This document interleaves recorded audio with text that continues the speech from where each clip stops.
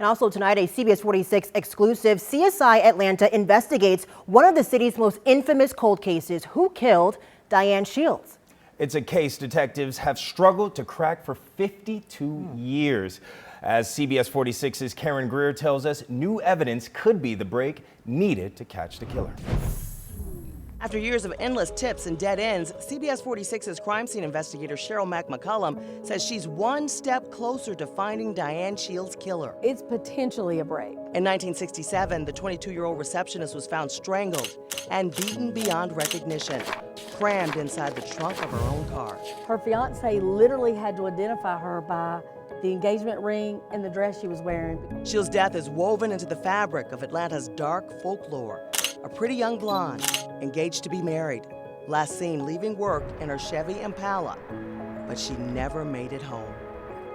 All the men wanted her, and all the women wanted to be her. Her murder happened just 18 months after Atlanta's most notorious missing persons case, Mary Shotwell Little. In 1965, Little, a bank secretary, vanished into the night outside Lenox Square, which was then a small open-air shopping center. Her last goodbye was to a friend following dinner and shopping. Little's car was later found with blood smears on the front seats. Mary Shotwell Little is literally the largest manhunt in Atlanta history. Her case file was larger with the FBI than the assassination of Bobby Kennedy. So just let that marinate for a minute. Although the women never met, they're connected by coincidence and immortalized in conspiracy theories revolving around sex scandals and hits by the lesbian mafia.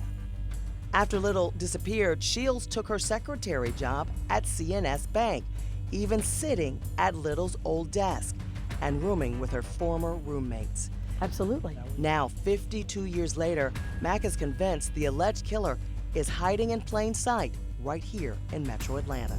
I feel very confident he wants to tell it. I think he's been waiting to tell it.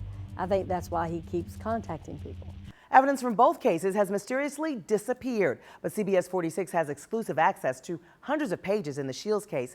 Tonight on CBS 46 News at 11, the clues the CSI Atlanta investigators have uncovered that could crack both cases. For CSI Atlanta, I'm Karen Greer.